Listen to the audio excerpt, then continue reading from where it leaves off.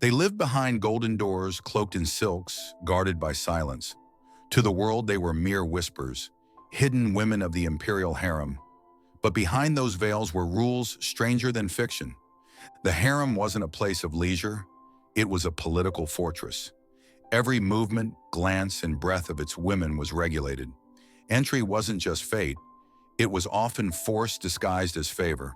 A concubine couldn't simply share the emperor's bed. She had to be bathed in specific oils, examined by senior eunuchs, and announced by palace matrons. Her every step to the chamber was choreographed like a sacred dance. Eunuchs weren't just servants, they were spies, judges, gatekeepers. No man could enter the harem but them. They monitored gossip, timed visits, and ensured no woman saw the emperor more than permitted. Jealousy meant death. Mirrors were limited. A concubine seeing her reflection too often was considered vain, a trait punished by demotion. Instead, her worth was defined by how well she followed invisible rules no one explained twice. Pleasure wasn't random. The emperor's schedule was written on silk scrolls. A concubine's chance to bear a royal child depended on where her name appeared. Those unchosen for too long grew desperate or disappeared. Each night, carved ivory or silk tally cards bearing the concubines' names were shuffled by eunuchs. The emperor would choose blindly or deliberately. That card dictated who would be summoned. The unchosen waited in silence night after night. Once selected, the chosen concubine was stripped to a red silk robe and carried on the eunuchs' backs, literally. She could not touch the ground before reaching the imperial chambers. It was meant to show honor and control. Even her pregnancy was not hers. If she conceived, her life changed. Guards increased, movements restricted. If the emperor lost interest, so did the court. And if she miscarried, many vanished without mention. Concubines were forbidden to speak of what happened behind those closed doors. Even a whisper could be reported. Spies were everywhere. The wrong word could mean exile or a cup of poisoned tea. Bearing a son changed everything. A concubine could rise in power, even rivaling the empress. But that made her dangerous. Many were suddenly ill or fell from balconies. The higher they rose, the deadlier it became. In the emperor's presence, concubines could only speak when asked, and never more than 3 words unless directly prompted. Brevity was elegance, but also submission. Silence became a survival skill honed to perfection. Many concubines entered the bedchamber and were never seen again. Whether by palace politics, illness, or imperial whim, they simply disappeared. Their names were erased from scrolls. Officially, they had never existed. Every imperial encounter was recorded: date, time, name, mood. The emperor's scribes maintained meticulous records for astrologers and political advisors. A concubine's fate could hinge on a single entry: uncooperative, joyful, or conceived. Even the empress wasn't safe. She was expected to manage the harem, ensure obedience, and maintain peace. But one misstep, favoring the wrong girl, defying the emperor, and she too could be deposed, or worse. Beauty could be a weapon and a trap. Concubines used dangerous cosmetics, lead powder, mercury eyeliner, arsenic-laced blush. The court demanded perfection, even if it killed them slowly. Every painted face masked quiet decay. No one entered the inner palace without passing the eunuchs. Castrated and fiercely loyal, they controlled access, reported whispers, and enforced curfews. Some held immense power, others disappeared for knowing too much. Jealousy between concubines was inevitable, but if caught plotting, the punishment was brutal: shaving of the head, banishment to the cold palace, or forced suicide. A moment of envy could mean a lifetime of exile. The cold palace wasn't just cold in name. It was a frigid, crumbling wing of the harem where disgraced concubines were sent. No heat, no servants, no return. It was the empire's way of forgetting.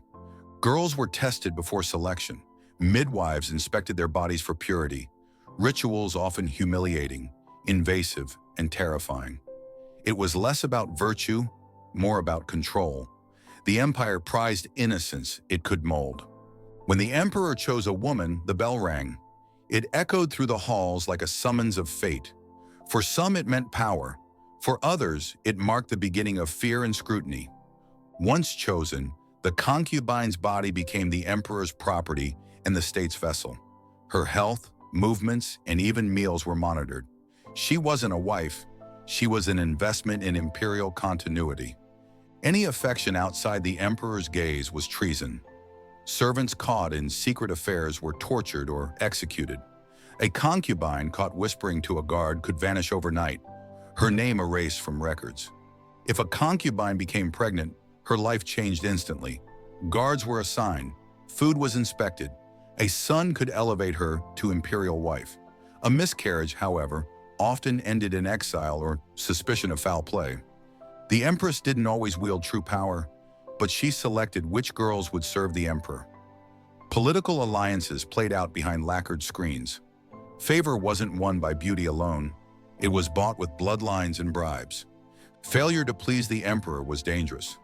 Some concubines were given a cup of wine laced with poison as a gracious exit. Others were framed for crimes they didn't commit. The harem had no appeals court. Every word spoken in the harem could be overheard. Spies were planted among the women, some servants, others concubines themselves, reporting back to eunuchs or the empress. A careless remark could ignite a quiet, deadly purge. For most concubines, the goal wasn't glory, it was survival. Blending in, being forgettable, avoiding the emperor's displeasure was the safest strategy. To be noticed was to be in danger. The quiet ones lasted the longest. Their days were governed by strict routines. Sunrise baths, scripted greetings, silent meals. Every gesture, down to how they held their hands, was rehearsed. Any deviation from protocol was viewed as rebellion.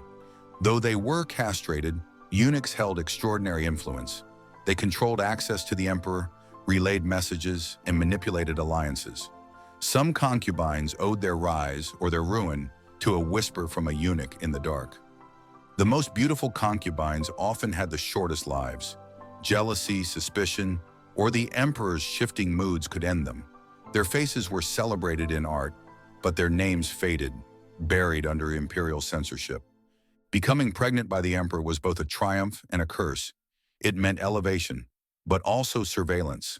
Rivals could poison food, bribe midwives, or sabotage childbirth. A child was a claim to power, and that made it dangerous. The emperor's affection was fleeting. One day a concubine was showered with gifts, the next banished to a cold corner of the palace.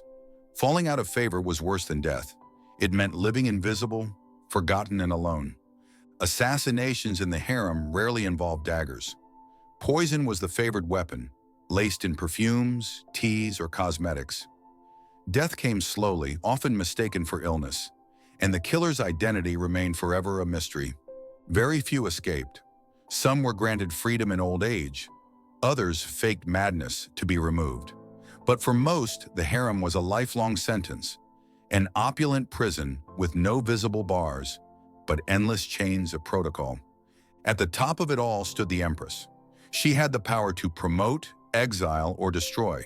Her word could save a concubine or seal her fate, and often her smile masked decades of quiet vengeance. The harem left little trace in the official records. The stories of these women lived only in whispers, poetry, or scandalous gossip. Names were forgotten, but the structure they upheld, control cloaked in luxury, remained embedded in imperial power. The rules of the harem mirrored the empire itself. Rigid hierarchy, absolute obedience, and a constant threat of betrayal.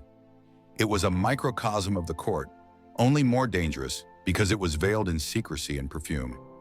Though the empires have crumbled, echoes of the harem remain, systems where women's worth is measured by access, silence, or beauty. Stories of forgotten queens and unnamed concubines remind us how deeply patriarchy can bury truth. Ruins fade, but stories persist. The strange, cruel, and fascinating rules of the imperial harem expose a hidden world, one where survival meant mastering illusion.